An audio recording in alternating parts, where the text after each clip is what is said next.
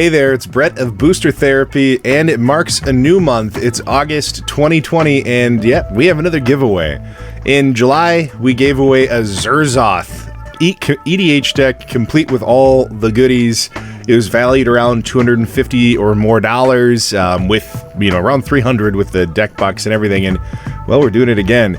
This time, I figured I'd show the commander. So, we're going to give away a full commander deck of Tatiova Benthic Druid. I'm going to be building that. It's going to be worth $200+. It's going to have a deck box, sleeved up, everything that you would need to pull it out of the box, play, and have a lot of fun, be focused, and, well, hopefully stomp your friends. So all you have to do in this month to qualify is the same as last month. Just comment on our videos, be a subscriber, make sure you're liking the videos.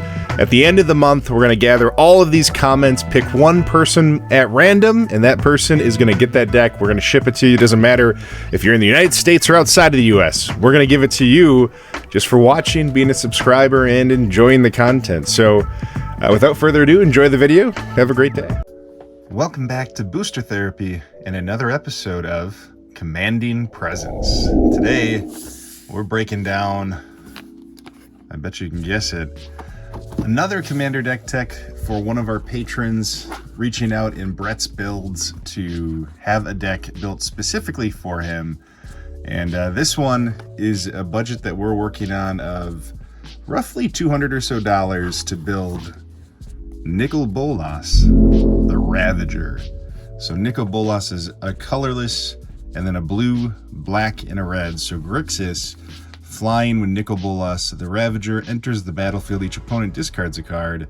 He's a 4/4, and then you can pay 7 mana to exile him and flip him over and turn him into this beast of a Planeswalker, where his +1 is draw 2, a -3 to deal 10 damage to a creature or Planeswalker, a -4 to put a creature or Planeswalker from a graveyard onto the battlefield under your control, and -12 to exile all but the bottom card of target player's library and just say, I hate you, you die.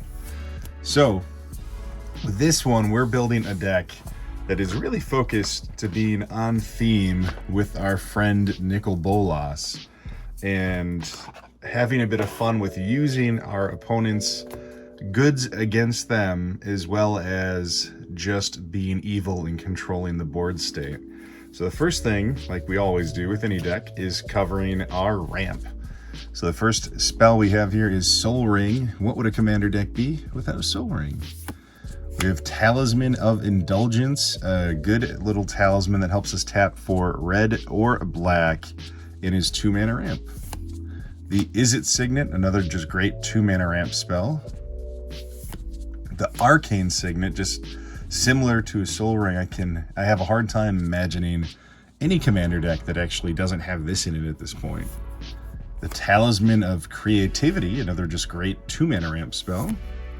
Our Commander Sphere, so we can sack it to draw a card in a pinch, but it lets us tap for all 3 colors. The Darksteel Ingot, so we can also tap for all 3 colors and is a little bit more resilient against those artifact board wipes. The Rakdos Signet, more 2-mana ramp, which we have a lot of. Mind Stone, another good one that we can sack and draw a card if we need to get that extra value. And the Prismatic Lens, just a great budget 2-mana ramp spell to not cut too deep into our budget for this deck. Next, we're going to look a little bit into our overall card draw and card advantage with this deck. So the first thing we have is a handful of wheel spells. We have Korvath's Fury that can double as a wheel or just a damage spell for our opponents. Wheel of Fate, just a traditional wheel on a clock. The Burning Inquiry, a mini wheel is the best way to look at this one. We all draw 3, we all discard 3 at random, so it's a little bit different, but similar idea. The Dig Through Time, one of the best draw spells in my opinion in Commander. Oftentimes you're casting the spell for like 3 or 4 mana, which is a ton of value at that price. Fact or Fiction, a great instant spell that you can play, and it's similar to Dig Through Time, just not quite as valuable. Windfall, more wheel shenanigans. Bolas' Citadel, this one's huge card advantage and just really on theme. It's obviously his Citadel, but being able to play cards for your life total from the top of your library is great. And of course, Demonic Tutor to get up any piece of our deck that we need in a pinch. The next part is just using our opponent's goods against them and controlling the wave of battle with all of that. So the first thing we're going to look at here is Reverberate. So this one copies any instant or sorcery spell, and we get to choose new targets for it. So if there's something big going on that we want to tap into, we have that opportunity. It also can double our spells, so it's just value all around. From there we have, I wanted to use these. I haven't seen many people talk about these in their commander deck techs, but the Impetus is honestly a really strong card. So the first one we have here is the Shiny Impetus, where we go to creature permanently so it can't attack us, and we create treasure tokens when it attacks, which it has to every turn. And then the Psychic Impetus, where we get to scry 2 every time that goated creature attacks. So just taking one of those big beastie commanders or somebody's giant creature that's hard to kill, setting it up with one of the Impetus, and then letting it swing in at not us is fantastic. The Thrilling Encore. This is a great one for when we wait for the board wipe. We wait for somebody's inevitable Wrath of God. We cast this and we take everything and use it against them.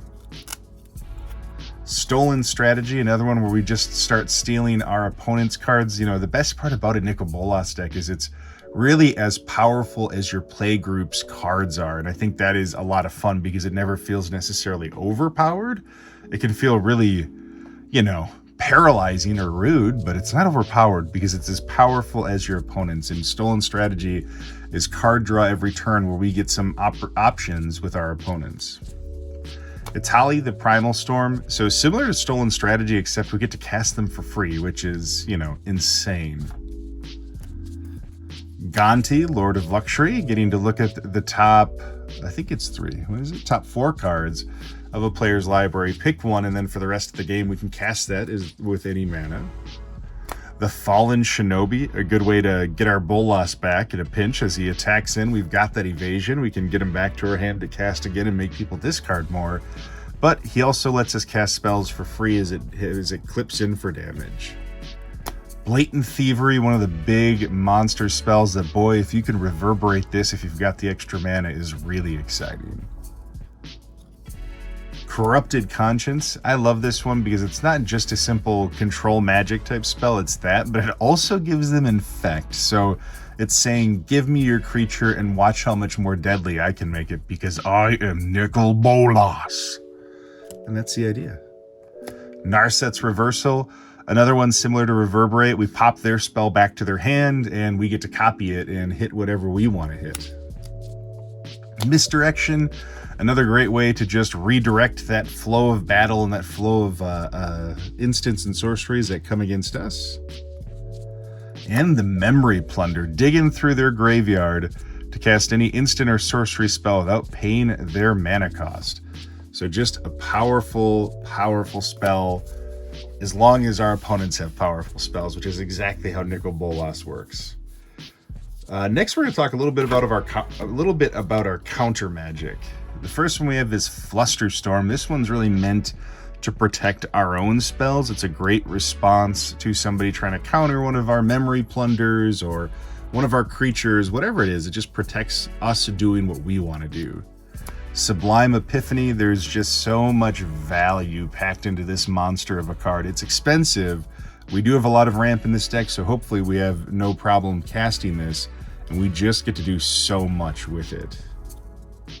Spell Swindle, I love this one. It felt very on theme with Bolas. It's countering a spell, and then it's taking that and gaining value and resources from that spell you countered.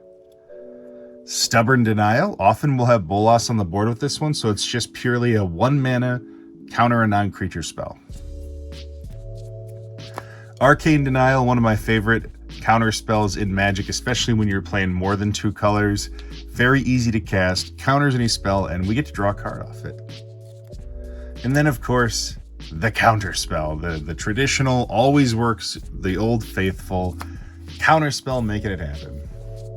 The next piece we want to talk about is a bit of another thing that Bolas does so well, and that's bring things back from the dead. But first, we want to mill people a little bit with Patient Rebuilding. At the beginning of your upkeep, target opponent puts the top 3 cards of their library in their graveyard, and then we get to draw a card for each land put into the graveyard this way. So it's card advantage for us, but it also is milling our opponents and giving us access to more spells that we can play from their graveyard, whether it's Memory Plunder or in one of these ways of reanimating. The first one is Gyruda. This one doesn't purely work off of what is filled in their graveyard. It's just another way to fill the graveyard a bit and then get something off of it in that initial swing with Gyruda.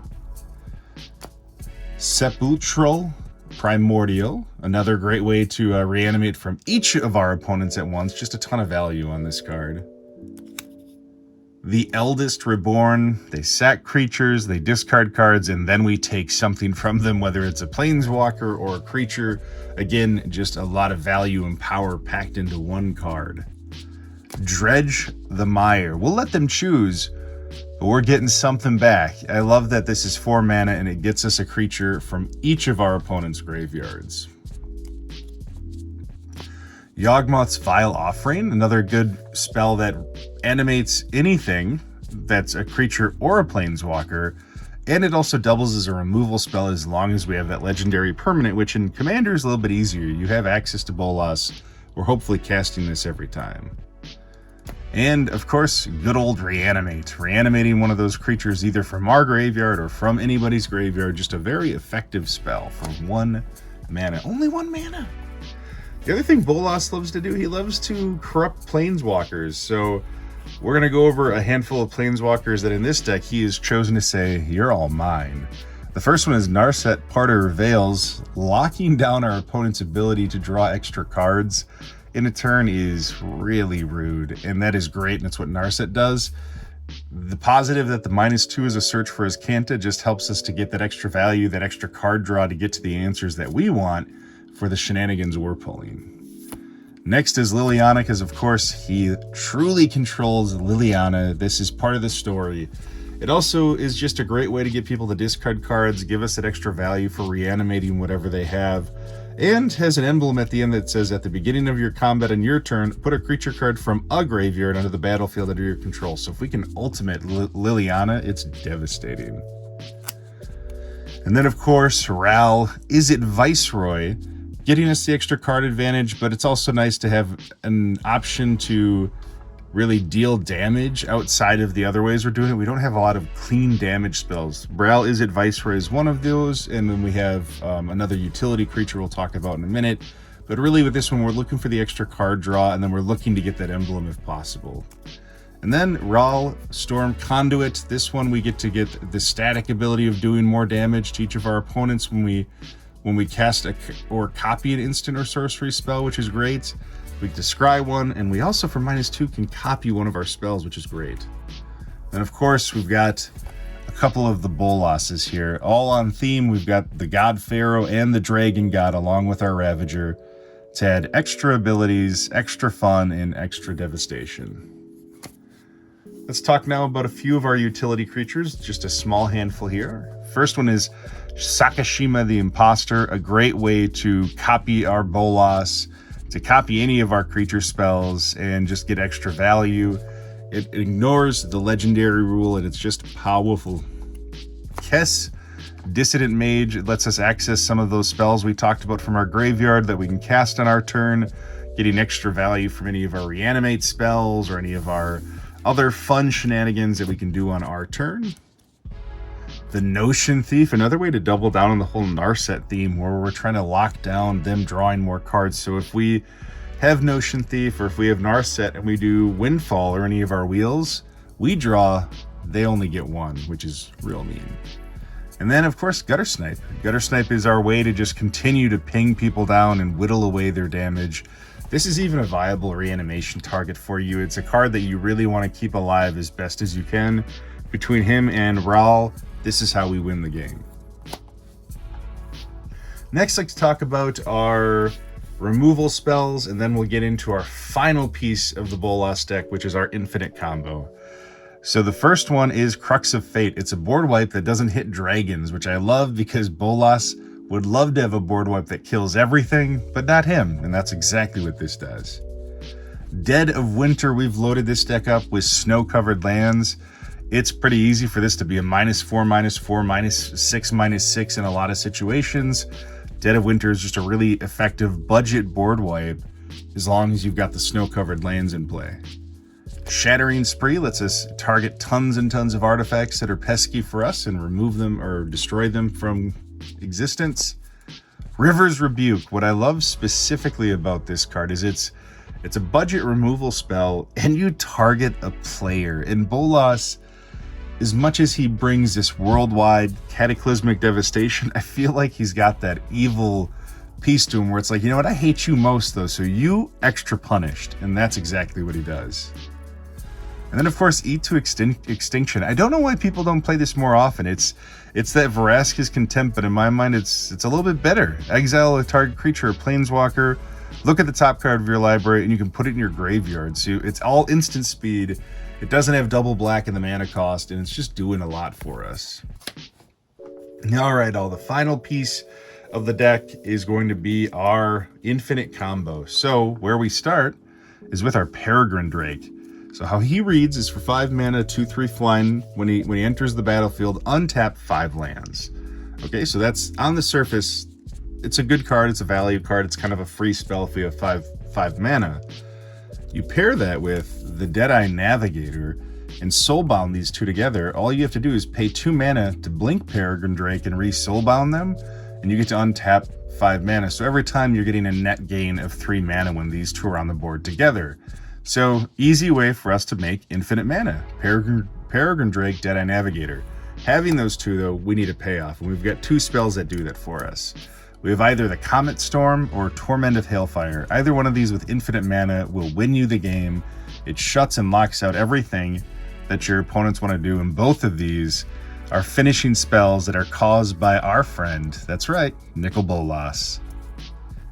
And that is Nicol Bolas, the Ravager. We'll do a quick scan of some of the lands in the deck.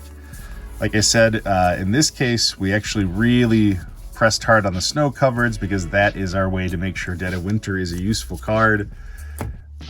But overall, a ton of fun to make. Hopefully you all feel this is very on theme with what Bolas would want this world to face. You know, $200 version of what he's capable of. A lot of power, a lot of fun. Thank you to our patron who wanted to support this. I was excited to build it. Bolas is a great planeswalker. And until next time, this is Booster Therapy. You have a wonderful rest of your day.